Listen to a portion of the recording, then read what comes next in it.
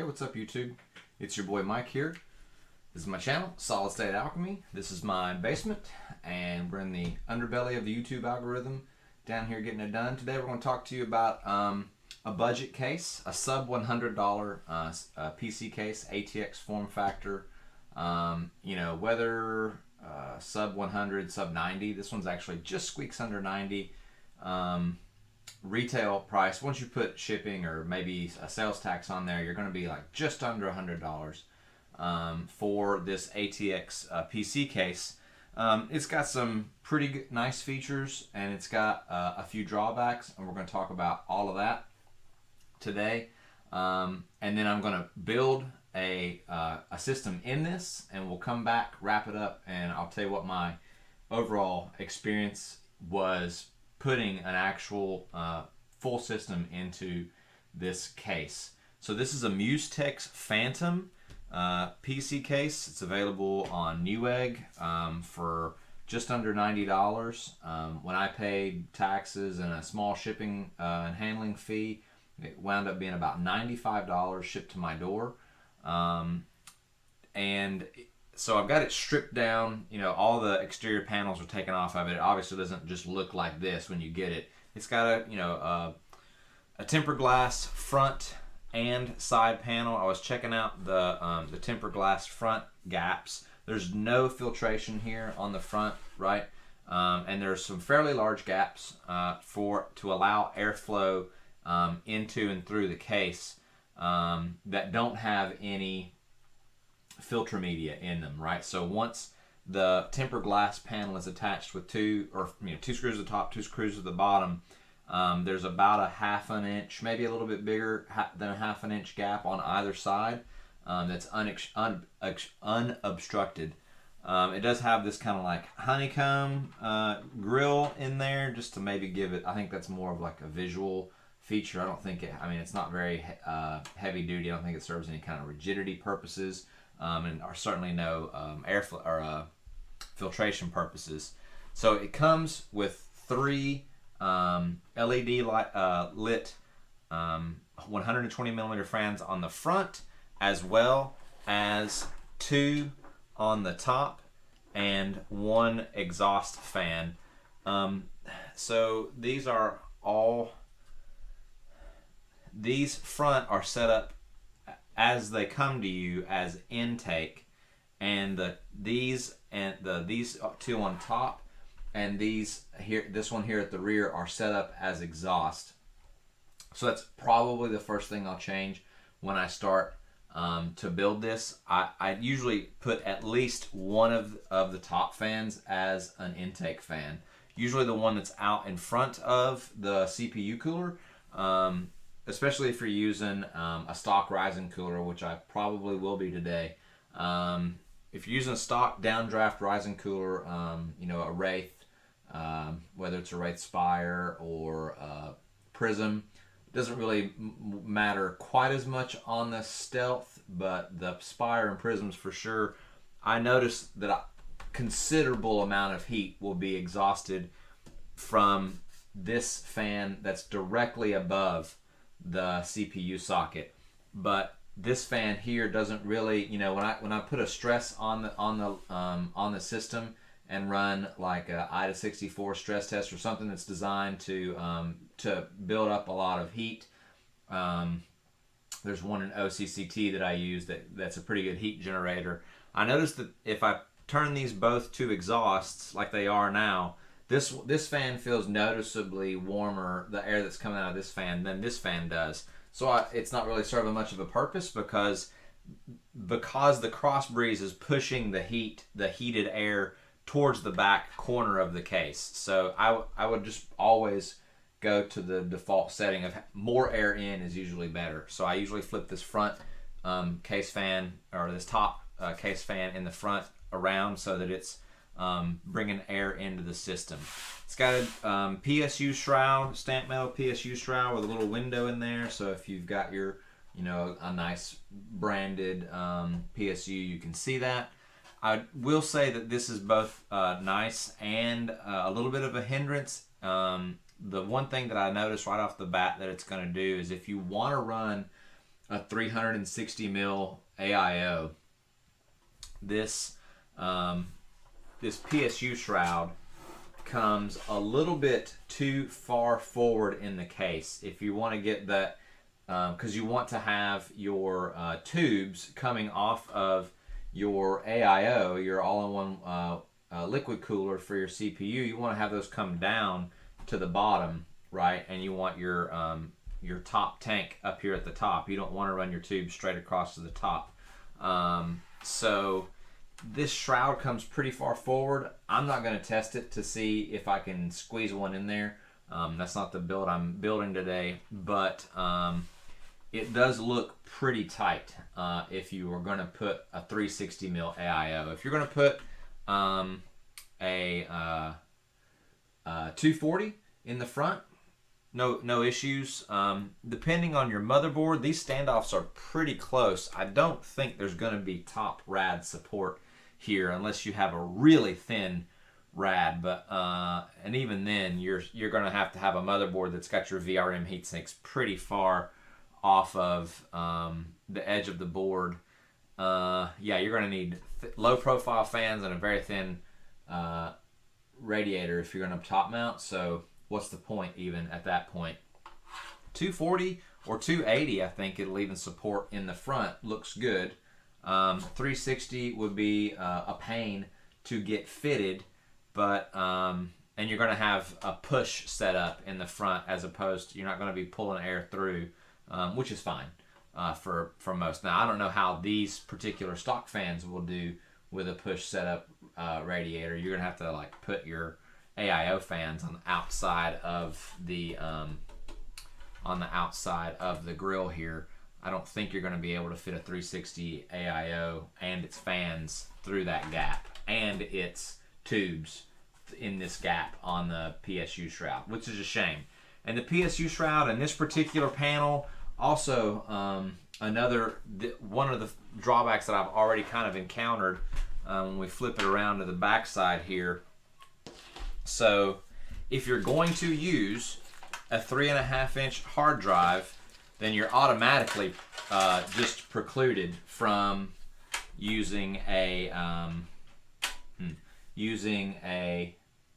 360 mil AIO, because any hard drives in the hard drive cage here in the front will absolutely, you cannot run a 3.5-inch hard drive. So you want like a 3 terabyte bulk storage drive down in the basement down here, can't do it if you're running 360. You're going to be capped at 280 up here or 240. And that leads me to like the last thing that I'm going to talk about as far as maybe drawbacks of this system is, so you've got this hard drive cage in here. It doesn't come with any hard drive sleds. It literally says in the documentation here that let me see where if I can find it. Yeah, place drive into 3.5-inch drive tray. Note, we don't provide 3.5-inch drive tray. I've purchased $35 cases that come with 3.5-inch drive trays. Like, they're not nice, but they're included. So that's surprising that I can't really think of a case that had a 3.5-inch drive bay that I purchased brand new that didn't come with the trays. I don't really have a good explanation for that. They're not expensive. Drive trays are not expensive. 3-4 cents for like a manufacturer who's probably based in China to get a hold of a drive tray. Maybe not even that. So good features. Overall, the look is pretty innocuous. Without the lights on. Once you get this thing plugged in and lit up, you know you've got 6 fans worth of RGB. It's actually pretty bright. Now you can tone that down or turn it off if you want to, if you just want to keep that kind of plain, sleek look.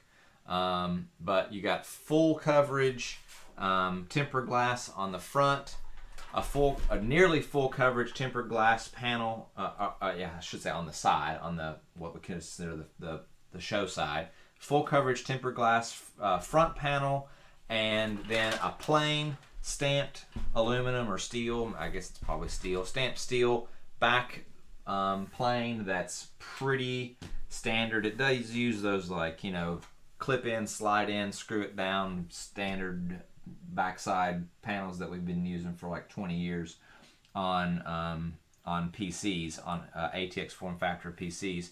Nothing really to report on the you know, standard I/O configuration for the cabling. The one thing it does that and I'll show this here in a second. You know, you've got your USB 2.0 or 3.0 and your USB 2.0 reset switches and all that kind of stuff, and then you've got this included fan hub. So these fans do have the much maligned and often dreaded, what is that, 2, 4, 6 pin all-in-one connector on these fans. That's a pretty common connector for cheap LED fans or RGB fans. I know a company I use a lot up here, sells for cheap on Amazon and eBay. This is a connector that they use really often. All these fans have just little plastic or little holographic is the word I'm trying to come up with. Holographic stickers on the fan hubs, front and rear, so you can't really see what their interior branding is. But yeah, you got a little 6-fan hub here. It offers you either you can power it through SATA power, and then control the RGB effects through a button control that probably just cycles through modes, or you can power it, or you can connect it to your motherboard. If you have a 3-pin RGB header on your motherboard, you got to have the one that's got the one of the pins blocked out, the 3-pin. Looks like 4 pins, but one of the pins in the inner side is blocked out. Yeah, so those are your two options. I'm fairly sure if you go with the motherboard power, you need to use the motherboard fan header jack also, which it's fine. Powering 6 fans off of a 3-pin jack is not optimal. I imagine you probably can use SATA and motherboard control. I'll look into the let's look at it now. What does it tell us to do? 3-pin RGB power.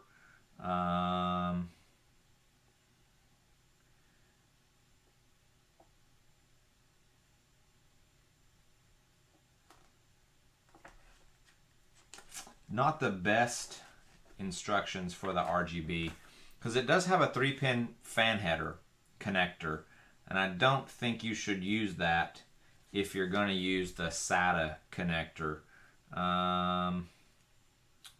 Let me see what we got going on here. This is kind of strange. Let's take this apart and look and see what's going on.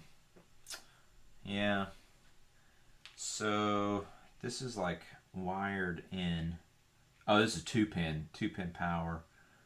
I don't know. I'll mess around with it and see, because this looks like just for controller. So this for the motherboard, it doesn't say to plug in the 3-pin power, just the 3-pin RGB. So I'm not really sure why it's got a little 3-pin fan header on there. It's like connected to your 3-pin RGB. That this may just be vestigial legacy piece, and you may not need this to be plugged in. Yeah, definitely just gonna power it through. Maybe this is for PWM. I kind of am not. I'm not 100% sure on that one. I'm not sure what they got going on here. The instructions are not particularly clear. And then you got a little self-adhesive sticky back here, so you can stick this wherever you want. So yeah, I'm gonna build a system in this. See you back here in just a couple of minutes, and I'll tell you how it went.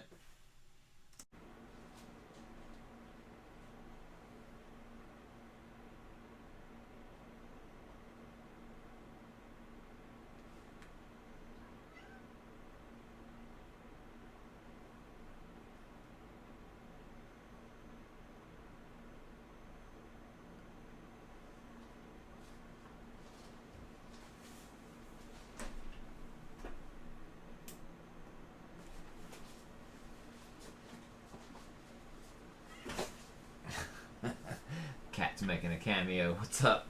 I'm back. I got this thing put together. Holy crap. So, yeah, let me just adjust the camera angle here just a teeny bit. So, yeah. The Musetex Phantom. Make sure my come over's good, you know. Getting old. I am old, not getting old. So, what to say about this case? It looks phenomenal. There's no other way to say it. It looks great. Like when it's all put together and these fans are going with their LED RGB rings, whatever they got going on. It's pretty sweet. Like, I've built a lot of PCs and have put a lot of different RGB setups in, and this one is really nice. Cosmetically, aesthetically, this is probably one of the better PCs that I've built recently. As a builder. Now, if you're buying this case and you're just going to build it one time, there's some stuff you're going to have to get over, and then it'll be done, and you won't have to worry about it, right? But if you're somebody like me who builds on the regular, I would not pick this case to build computers in regularly. And there's some reasons why. Right, let me shut it down here real quick, and we'll talk about it. Get the eye candy as the cat scampers out of the room. All right. Let's talk about the reasons why I wouldn't build in this case on the regular. One time, if I'm buying this case for me personally, which I would, it's beautiful, I would do that. I would build in this case like just for me. It's not that big of a deal. These aren't deal breakers. If you want a nice looking case that's under $100, these are not things that are going to like severely impact your quality of life at all, right? You're going to build it, you know, in the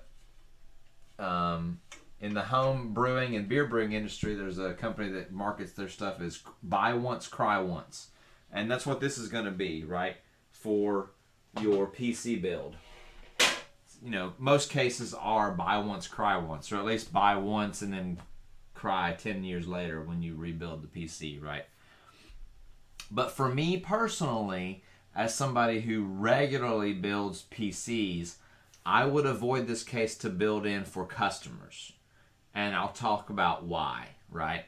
So the number one reason is just a lack of sophistication in the way the hard drives mount, right? The 3.5-inch drive, like I mentioned earlier in the vid, doesn't come with the case doesn't come with a sled, and you can hard mount it with screws, but you still get this a little bit of like play. That's the 3.5-inch drive, like going back and forth in there. It's not settled down, and unless you put the hard drive in first and maybe work a screwdriver in from the power supply side to screw another screw in there, I'm not really sure how to mitigate that. And that's a really wonky way to build a system, is to install your hard drive first. Usually it doesn't go down like that, but I mean, if you have to, if this is the way you have to build in the system, you could. And I would suggest if you're a buy once, cry once, if this is your personal rig, that's what you do. If you're going to use a traditional 3.5-inch hard drive as like your bulk storage drive, put it over here first and just, you know, it'll hang out there for the rest of the build. Next, there's a couple of cutouts. There's 1, 2, 3 cutouts in the PSU shroud for cable pass-through, cable management. They're really small. Getting these PCIe connectors from my EVGA power supply up through those was not fun. I almost, because this particular motherboard has some power buttons that you can use if you're on a test bench and you don't have it plugged in to the case. Cat, get out of here.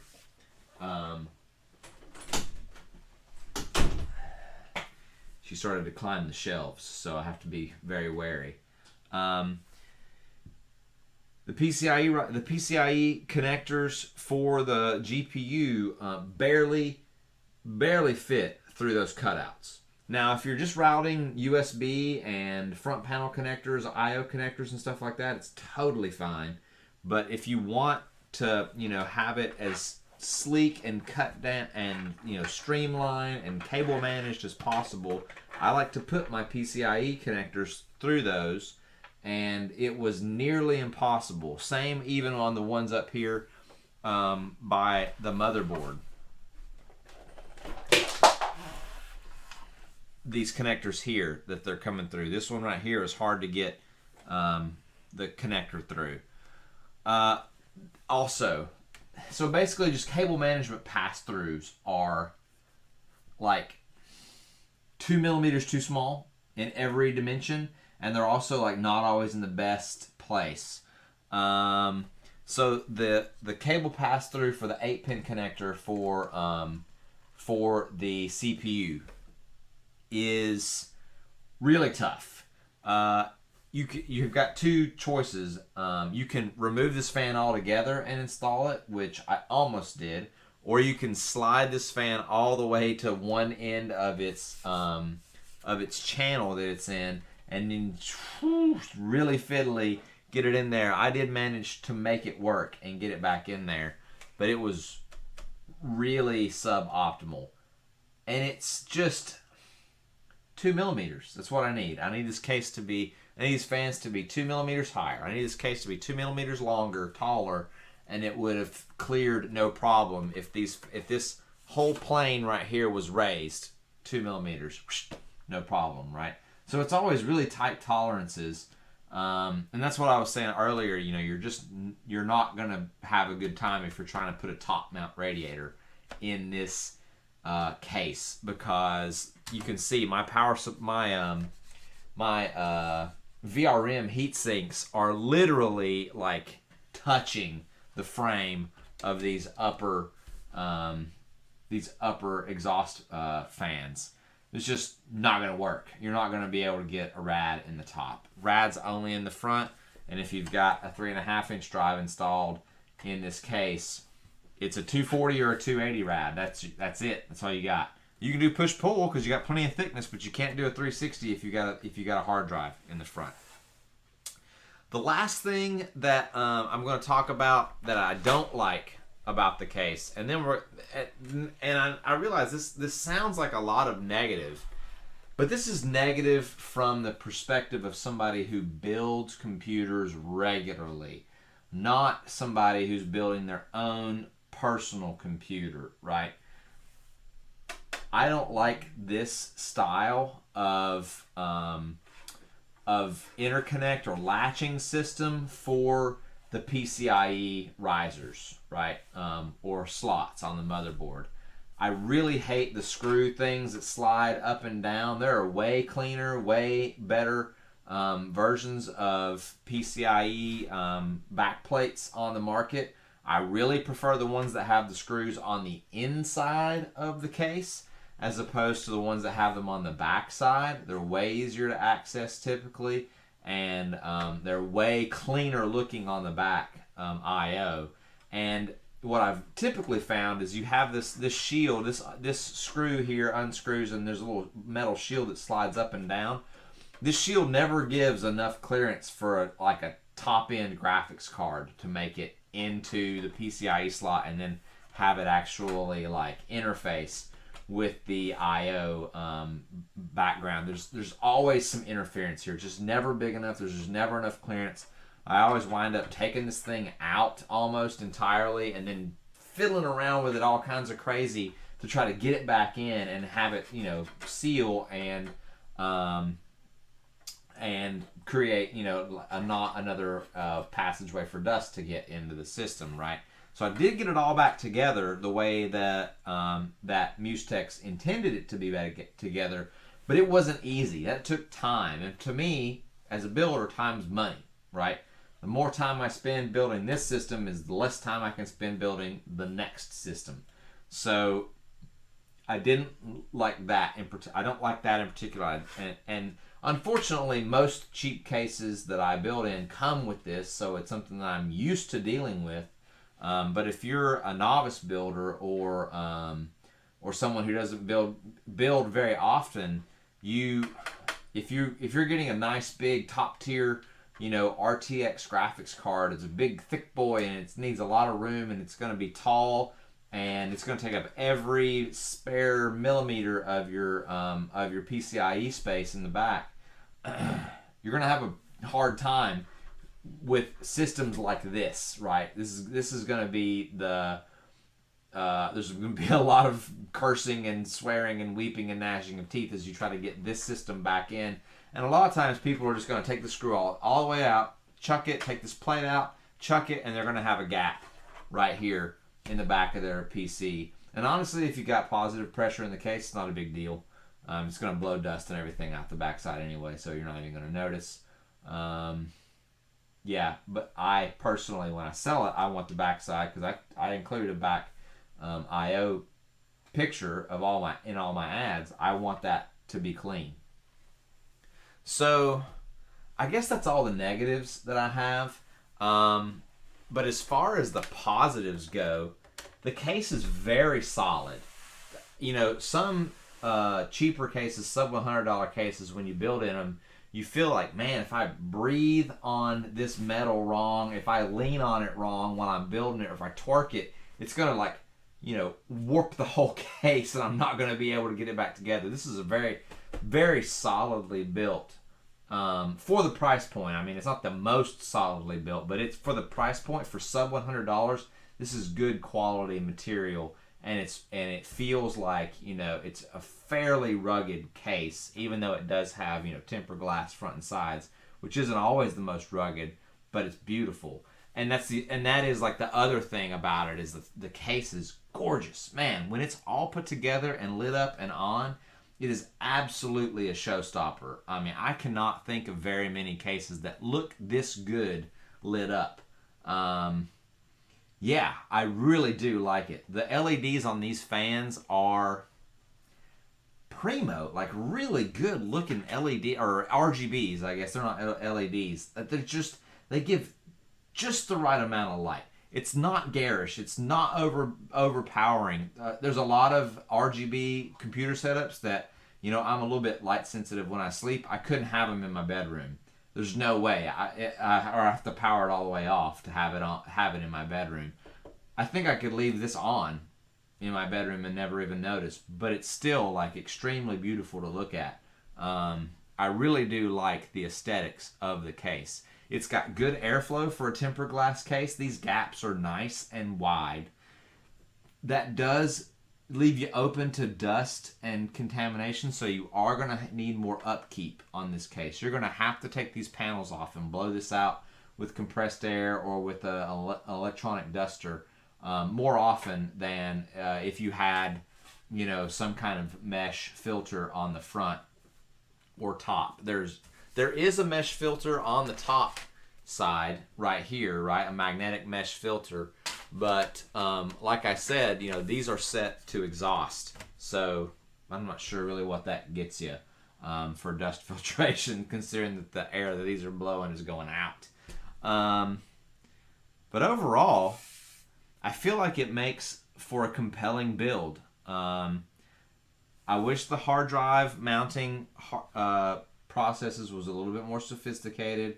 I wish the tolerances for where you have the cable management were just a little bit looser, a little bit more space is always appreciated. But overall, it makes for a really tight build that feels sturdy, that feels like good quality, and looks amazing. And, you know, it might be a little bit of consternation as you build it, but if this is your one and done, you know, you're going to build this and not upgrade for like 3, 4, 5 years, this is a really good option for the money, for sub 100. You know, aesthetically speaking, I would say this just absolutely just blows the pants off of.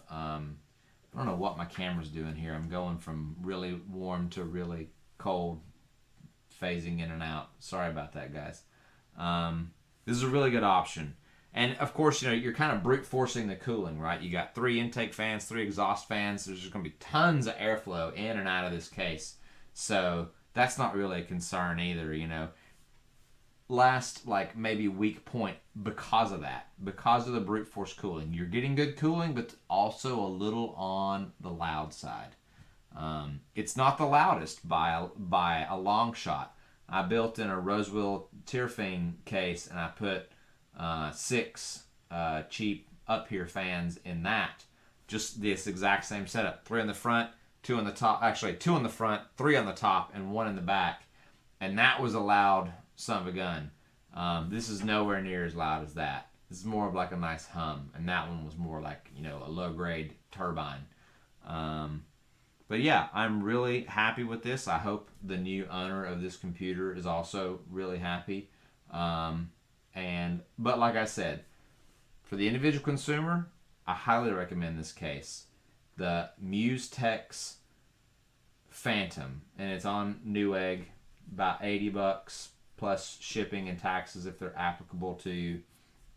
If you're a builder, maybe think twice if you don't mind the hiccup or the, you know, fiddly bits, as it were, as you're building. You know, a couple of slowdowns here and there when you try to get cables through and whatnot. It will definitely sell quickly, I think, just because the looks are so good. So there's that, right? You spend more time building but less time selling. It's a trade-off. But overall, I'm very happy with the case. I think it's a very good, very compelling budget option for sub 100 cases. All right, I'm Mike. This is my channel, Solid State Alchemy. I'm in my basement. I'm in the underbelly of the YouTube algorithm. If you liked this content, please like and subscribe. You can find me on Discord.